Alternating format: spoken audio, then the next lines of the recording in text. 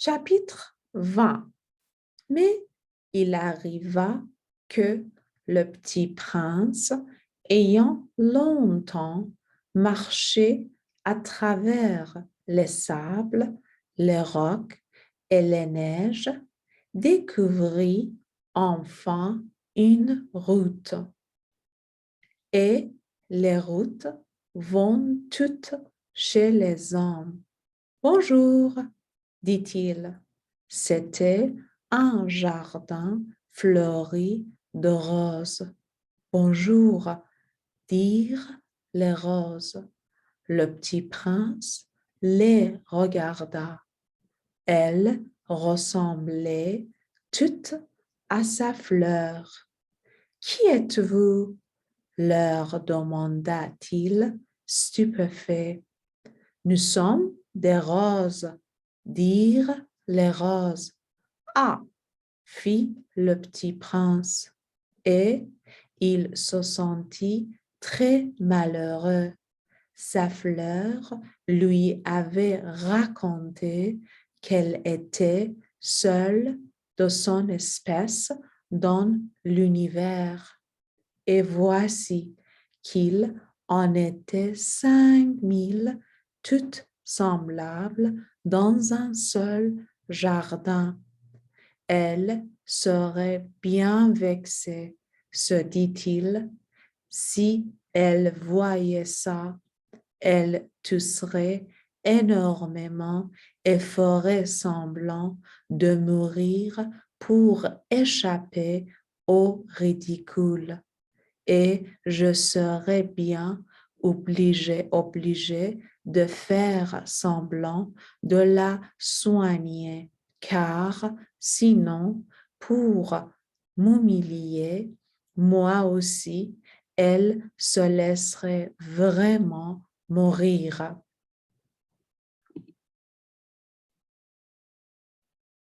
Puis, il se dit encore, je me croyais riche d'une fleur unique et je ne possède qu'une rose ordinaire. Ça et mes 3 volcans qui m'arrivent aux genoux et dont l'un peut-être est éteint pour toujours. Ça ne fait pas de moi un bien grand prince. Et couché dans l'herbe, il pleura. Chapitre 21. C'est alors qu'apparut le renard. Bonjour, dit le renard. Bonjour, répondit poliment le petit prince, qui se retourna, mais ne vit rien.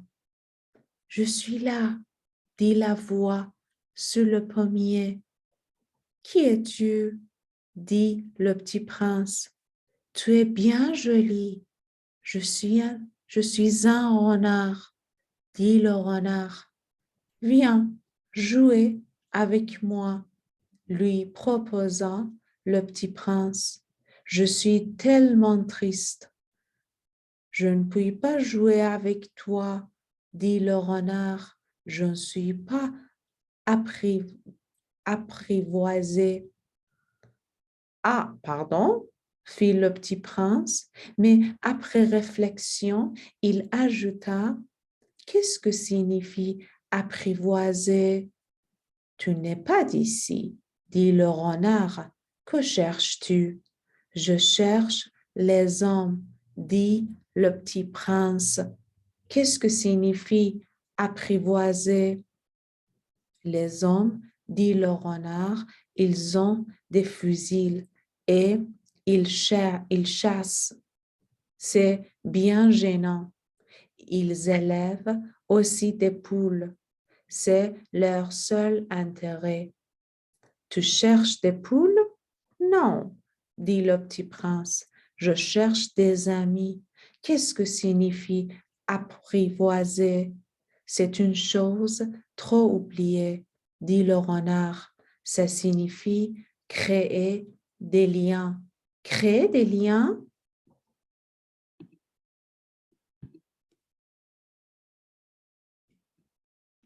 Bien sûr, dit le renard, tu n'es encore pour moi qu'un petit garçon tout semblable à 100 000 petits garçons, et je n'ai pas besoin de toi, et tu n'as pas besoin de moi non plus.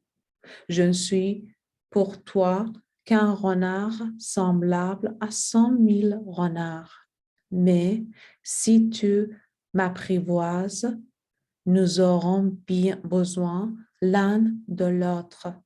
Tu seras pour moi unique au monde. Je serai pour toi unique au monde. Je commence à comprendre, dit le petit prince. Il y a une fleur, je crois qu'elle m'apprivoisait. C'est possible, dit le renard. On voit sur la terre toutes sortes de choses. Oh, ce n'est pas sur la terre, dit le petit prince. Le renard parut très intrigué. Sur une autre planète? Oui, il y a des chasseurs sur cette planète-là? Non. Ça, c'est intéressant. Et des poules? Non. Rien n'est parfait, soupira le renard. Mais le renard revint à son idée. Ma vie est monotone. Je chasse les poules et les hommes me chassent. Toutes les poules se ressemblent et tous les hommes se ressemblent. Je m'ennuie donc un peu. Mais si tu m'apprivoises, ma vie sera comme ensoleillée. Je connaîtrai un bruit de pas qui sera différent de tous les autres. Les autres pas me font rentrer sur terre. Le tien m'appellera hors de terre derrière, comme une musique. Et puis, regarde, tu vois là-bas les champs de blé. Je ne mange pas de pain. Le blé, pour moi, est inutile. Les champs de blé ne me rappellent rien. Et ça, c'est triste. Mais toi, des cheveux couleur d'or. Alors, ce sera merveilleux quand tu m'auras m'apprivoiser. Le blé qui est doré me fera souvenir de toi et j'aimerai le bruit du vent dans le blé. Le renard se tut et regarda longtemps le petit prince. S'il te plaît, apprivoise-moi, dit-il. Je veux bien, répondit le petit prince, mais je n'ai pas beaucoup de temps. J'ai des amis à découvrir et beaucoup de choses à connaître. On ne connaît que les choses que l'on apprivoise, dit le renard. Les hommes n'ont plus le temps de rien connaître. Ils achètent des choses toutes faites chez les marchands, mais comme il n'existe point de marchands d'amis, les hommes n'ont plus d'amis. Si tu veux un ami, apprivoise-moi. Que faut-il faire? Dit le petit prince. Il faut être très patient, répondit le renard. Tu t'assoiras d'abord un peu loin de moi, comme ça, dans l'herbe. Je te regarderai du coin de l'œil et tu ne diras rien.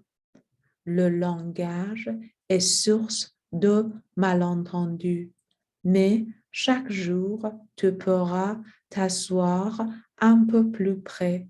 Le lendemain revint le petit prince.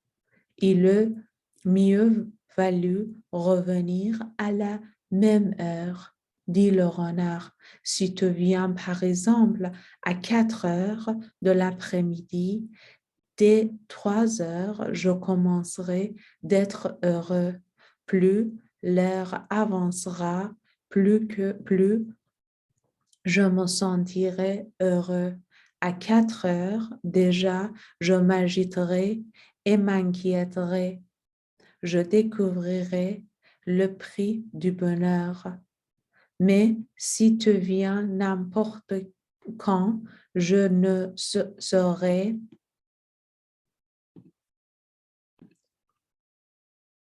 jamais à quelle heure m'habiller le cœur. Il faut des rites. Qu'est-ce qu'un rite? Dit le petit prince. C'est aussi quelque chose de trop oublié, dit le petit prince. C'est ce qui fait qu'un jour est différent des autres jours, une heure des autres heures. Il y a un rite. Par exemple, chez mes chasseurs, ils dansent le jeudi avec les filles du village. Alors, le jeudi est jour merveilleux. Je vais me promener jusqu'à la vigne. Si les chasseurs dansaient n'importe quand, les jours se ressembleraient tous et je n'aurais point de vacances. Ainsi, le petit prince apprivoisa le renard et quand l'heure du départ fut proche, ah, dit le renard, je pleurais.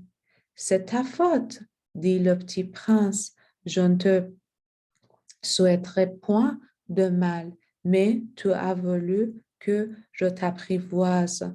Bien sûr, dit le renard, mais tu vas pleurer, dit le petit prince. Bien sûr, dit le renard, alors tu n'y gagnes rien.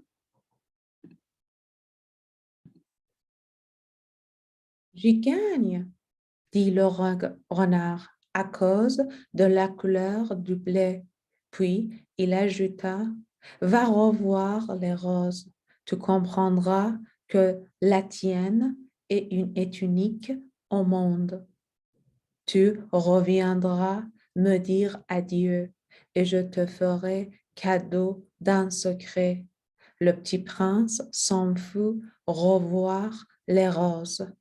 Vous n'êtes pas du tout semblable à ma rose. Vous n'êtes rien encore, leur dit-il.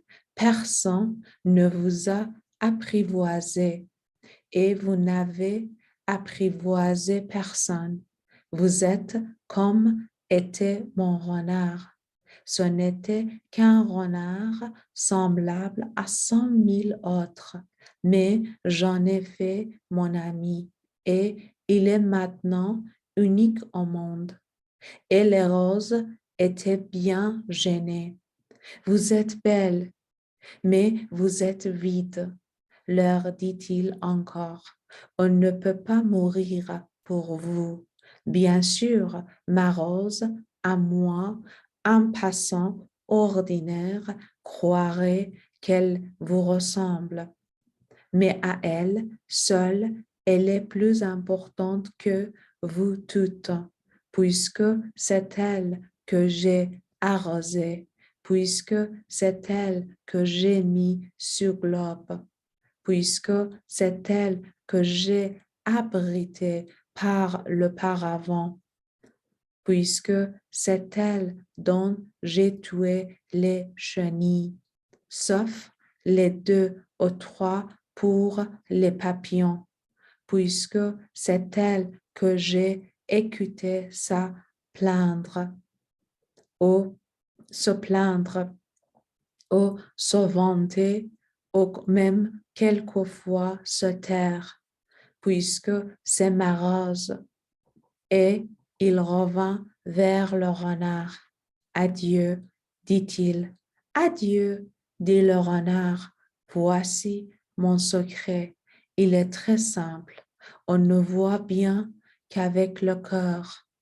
L'essentiel est invisible pour les yeux.